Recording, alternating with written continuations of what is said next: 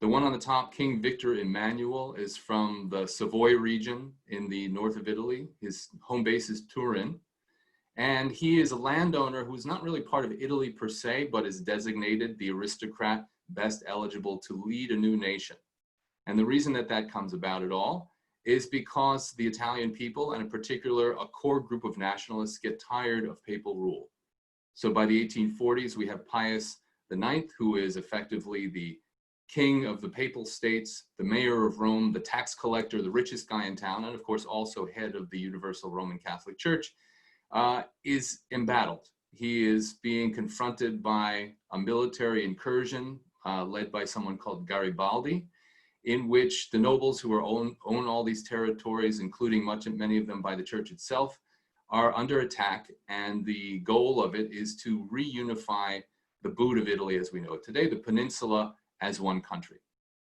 This happens sort of unofficially by 1849, but it's 1870, and this is the date that matters for us today, when Victor Emmanuel moves down to Rome and officially assumes the throne, opens the first session of Parliament, and in short order, Rome becomes a new European capital.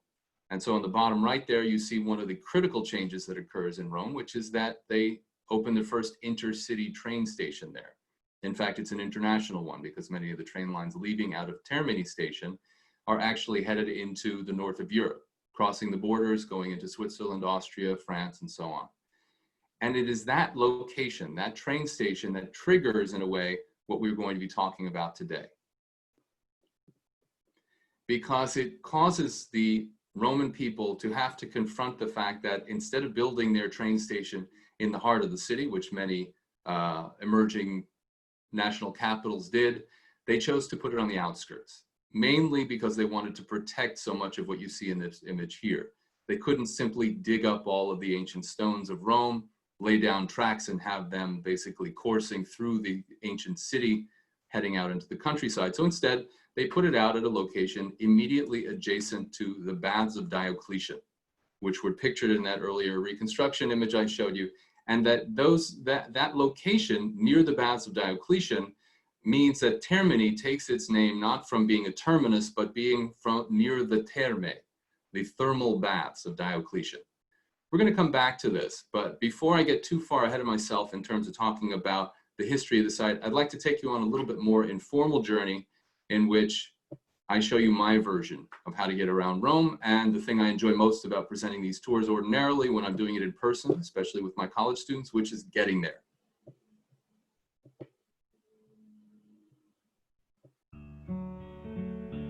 Okay. I hope you're hearing very low-level audio. That's my wife singing, but I just want to tell you that one of my joys in this city is to move through Rome on a bicycle. And you see here I'm passing through parts of the historic center, in particular skirting right past the Capitoline Hill, which will be the end of our walk today, and one of its most famous sites, the Capitoline Hill, designed by Michelangelo in the 16th century. You see me here moving through Piazza Venezia, which is a very busy and sometimes dangerous traffic hub, and then moving up through the cobbled streets of the city on a special errand that I'm going to have you join me on today. We passed the Scuderia, which is one of my favorite Roman museums, and along a row of beautiful Baroque churches, including this one by Bernini,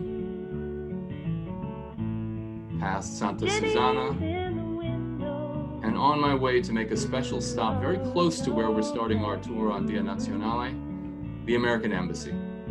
And my purpose for taking you up here is because just a couple of days ago I dropped off my absentee ballot up here, and it's the safest place I knew I could be delivered. I put it into a little Tupperware at this very cagey security station you're looking at over here, and then made my way back to have a little reward at one of my favorite eateries in Rome, which is Danino, a Sicilian-style pastry and cafe built in a late World War II-ish era, and still going strong as one of the destinations for great pastry and coffee. They specialize here in the arancini, the cannoli, and my favorite, which is the ricotta-filled cornetto.